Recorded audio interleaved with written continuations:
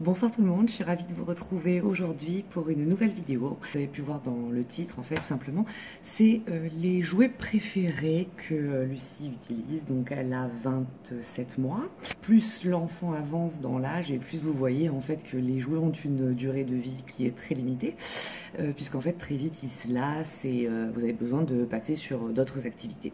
Vraiment, comme beaucoup d'enfants, c'est le dessin.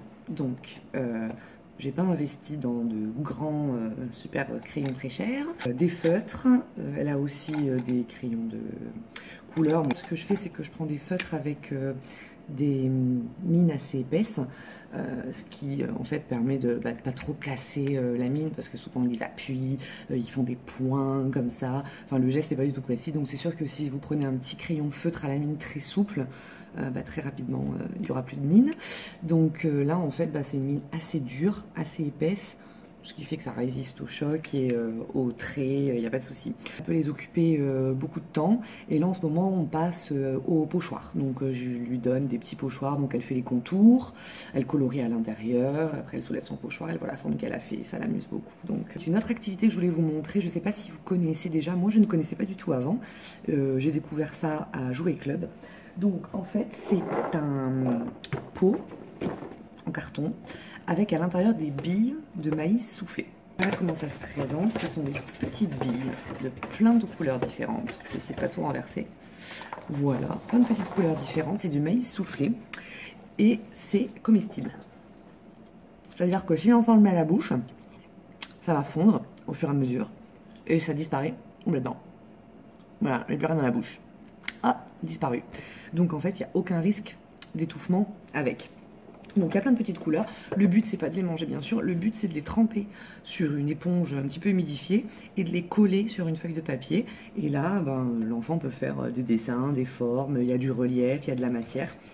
Et pour vous donner une idée, voilà, chaque petite bille, c'est un peu quand même beaucoup plus gros que des billes, hein. Mais voilà, il faut l'humidifier. Et quand vous l'humidifiez avec l'amidon du maïs, en fait ça a collé sur la feuille de papier. Et c'est super sympa à faire. Donc nous on a déjà appris à faire le drapeau de la France. Donc après les activités manuelles, on va dire, je voulais vous parler des activités intellectuelles. En fait, j'ai jamais acheté à ma fille des jouets de son âge. J'ai toujours acheté les jouets 3-6 mois au-dessus de son âge en fait. Tout simplement parce que je trouvais que les jouets de son âge, ça allait jamais l'intéresser en fait. Quand je voyais dans les magasins les jouets pour les enfants de 6 mois, je me disais mais ça l'intéressera pas, ça fait pas de bruit, ça fait pas de musique, il n'y a pas de poète-poète, donc j'allais au-dessus. Donc elle a toujours eu à peu près des jouets entre 6 mois et 1 an plus élevés que ce qu'elle aurait dû avoir, enfin ce qu'elle aurait dû, chacun fait comme il veut quoi. Hein. Je voulais vous présenter aujourd'hui, c'est en fait un jouet que j'ai détourné, un jeu pour les 4 ans, et je lui ai présenté à peu près cet été, donc elle avait un peu moins de 2 ans. Donc en fait c'est un jeu dans lequel vous avez des cartes, avec donc par exemple là vous voyez la girafe, et la girafe est coupée en 3 morceaux, et il faut la reconstituer dans le bon ordre. Alors bien sûr, c'est pour apprendre la lecture. Il est marqué première lecture. Mais Lucie, en fait, je ne m'intéresse pas du tout au J, au rat et au feu. Je vais m'intéresser aux parties du corps de la girafe. Donc, il y a des très compliqués, comme par exemple crocodile, et il y en a des plus simples, comme par exemple le mouton.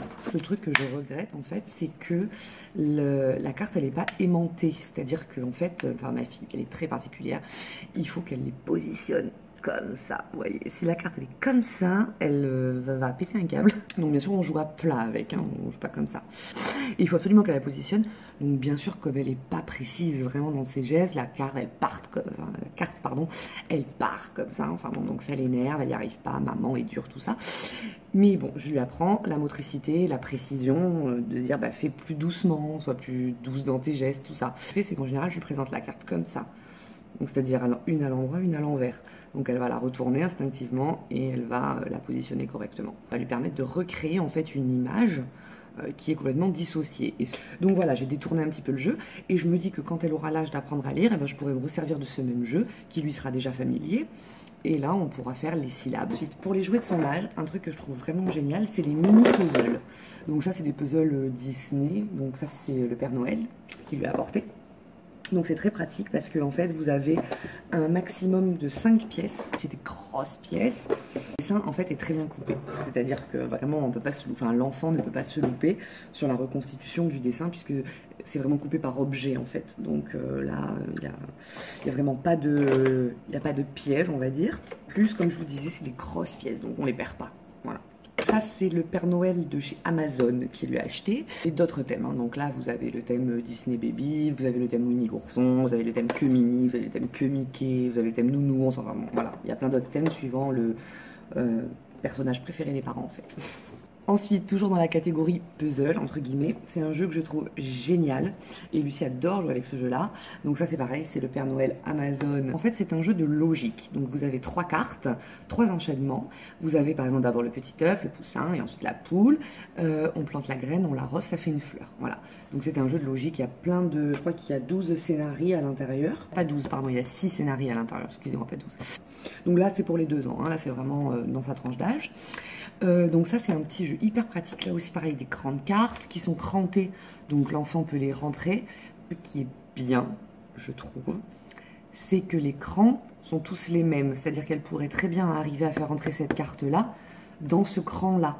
Donc c'est pas intuitif comme vous savez par exemple sur les tablettes, vous voulez leur faire des puzzles, ils ont qu'à passer le doigt comme ça et à un moment donné forcément ils passent le doigt sur la bonne pièce, mais il n'y a pas la réflexion.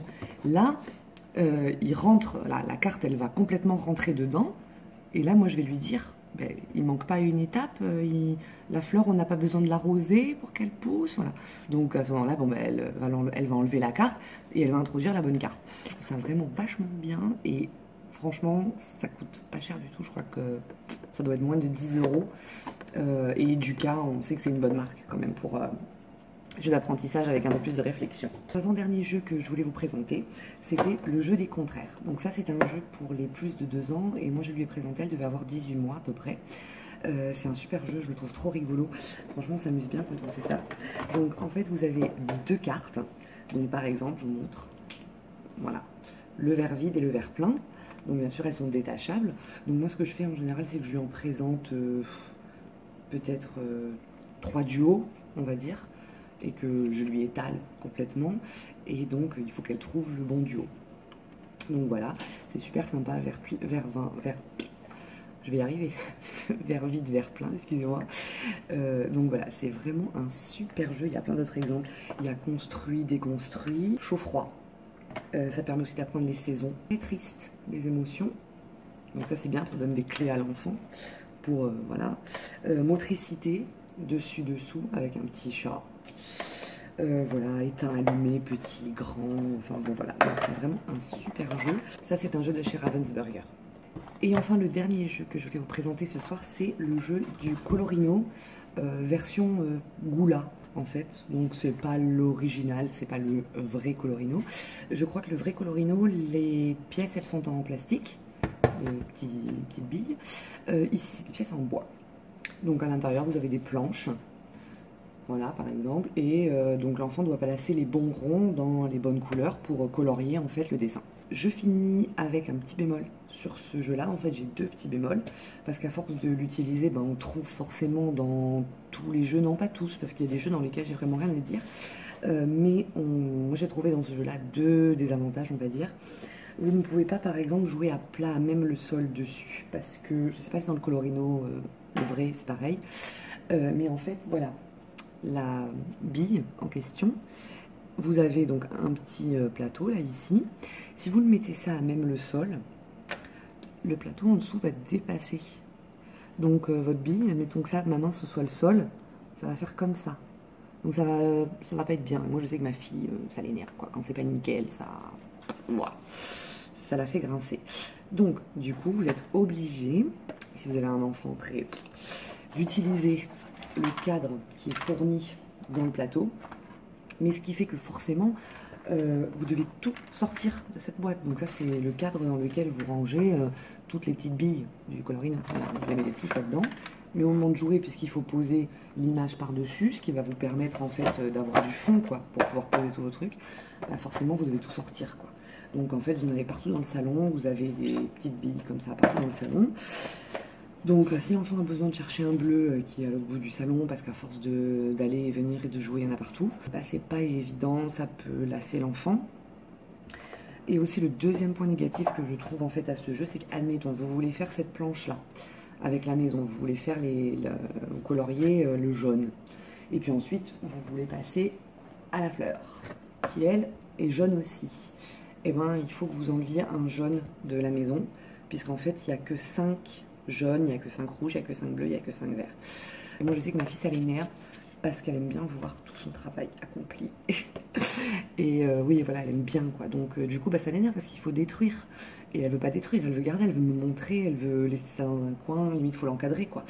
Donc, voilà, du coup, c'est les deux points un peu négatifs. Donc, je m'étais dit que j'allais acheter le vrai Colorino, mais en même temps, bah, je sais pas si le vrai Colorino fonctionne de la même façon que celui-là, ou si c'est complètement différent.